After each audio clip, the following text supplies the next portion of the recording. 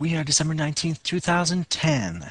I'm your host, Steve Smith, aka Z-Axis. You're listening to Technology Questions Answered. Today's topics are the Subscribe and Win contest and creating your own podcast.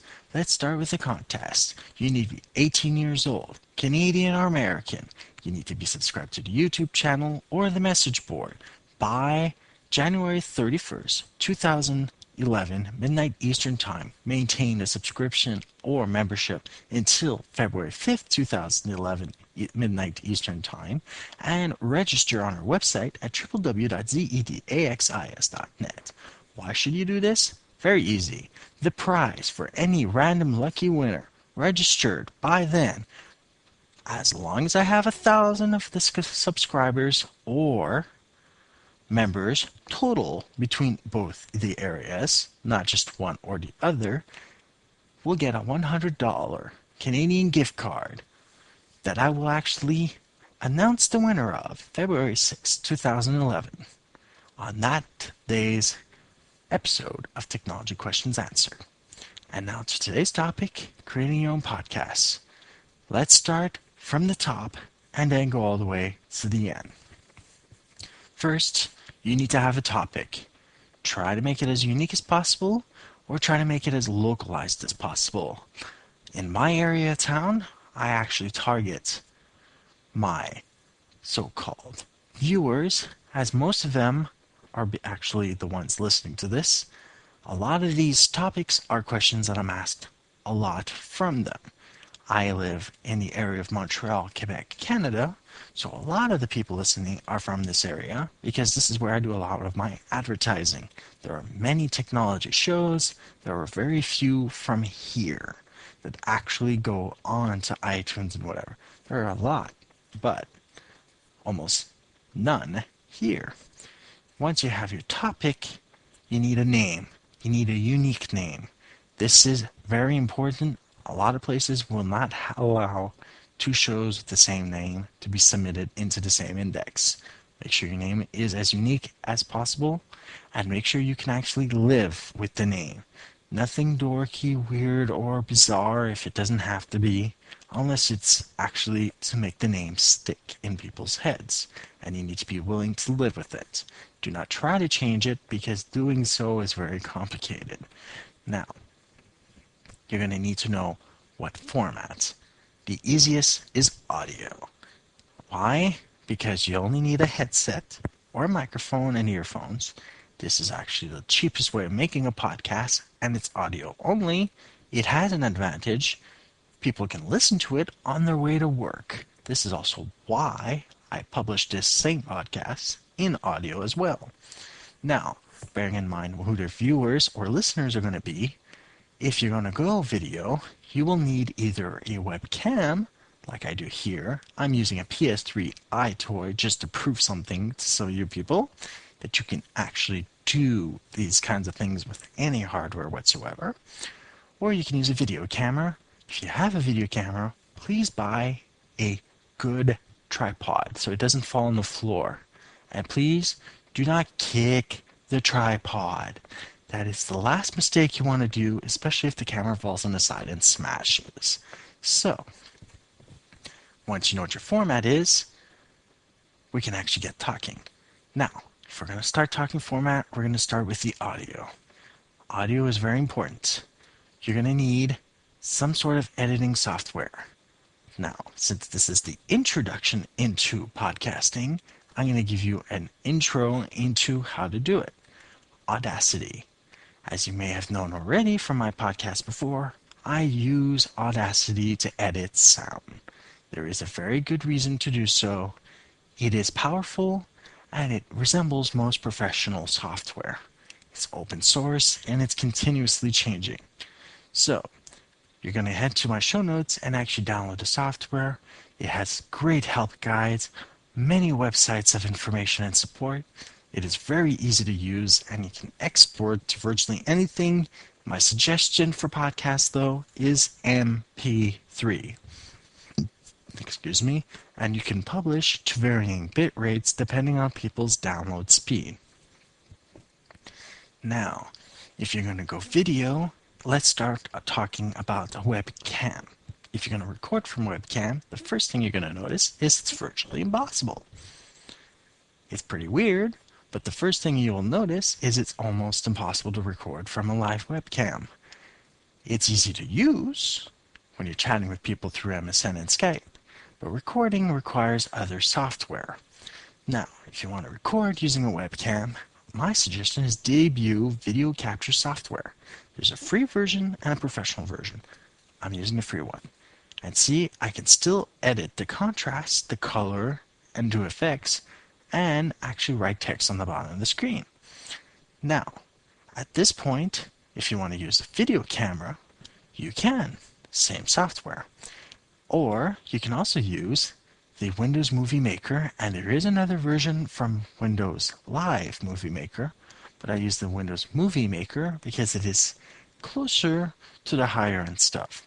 Now, bearing in mind, it's only got one video track and got sound or whatever, but it still has a timeline, which is actually a lot easier to use than a drag and drop crap of Windows Live Movie Maker, which is drag and drop. No editor. So, once you got those software, all of which will be mentioned in the show notes, you will need to keep things in mind about the show. When you're recording for audio, speak loud, speak clear, be concise, and please do not use large words nobody understands, because we don't necessarily have the time to run for the dictionary, and please do not force us to get a dictionary. It is extremely annoying speaking with complicated words, and you're more likely to turn them off and never get them listening to your show ever again. If you want to target speech audience, you're going to have to aim around what the newspapers aim for. Aim for a target language of people between the age of 12 and 18. This means everybody can understand what you're talking about. This makes people more willing to listen to you, provided that the topic is interesting to them, and you will maintain the subscribers for as long as possible. The other thing is, if you're going to be videotaping, recording, anything, make sure you're lit up correctly. No dark, because this is not a very nice thing to do, because you'll look weird. Make sure it's lit correctly, and use any form of reflectors. I use white to actually brighten the face so you can see me, so that you can actually enhance the image so people see you clearly. Make sure you also articulate. It's a little odd to do it, but speaking clearly makes it easier to understand. Now, lighting tricks. Highlighting over the head. That requires light over your head. You can use light to light up the face, but if you do it directly, you will actually brighten the face too much. This is where you need a reflective board or paper to light the image forward, so that you do not flood the person's face.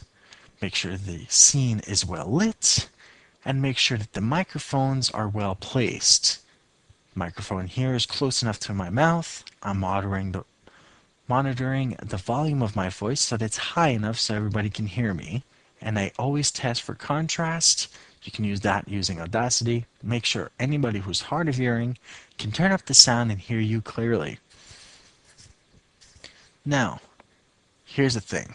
You've got the topic, you start recording, you start exporting, all the instructions are in the software themselves. You need to know something else. Where to submit and how to submit. Podcasts are based in the same technology as any of the news syndications from websites are. You may know one of them, Dig.com. They use RSS files, also, by the way, known as XML. So, extended markup language is not complicated, but requires some sort of knowledge. Now, If you want to make a podcast very easily, all you need to do is type the words iTunes Podcasts RSS source. These words will get you all the information you need to create the file. At this point, if you do not understand, you may email me and I will send you the information you need or reply as much as possible as I can. Now, you're going to have to remember to read the instructions on the iTunes website before you submit. And why am I suggesting iTunes? Well, if you can't submit it to iTunes, you can't submit it to very much anywhere else. It needs to pass and it needs to be viewable.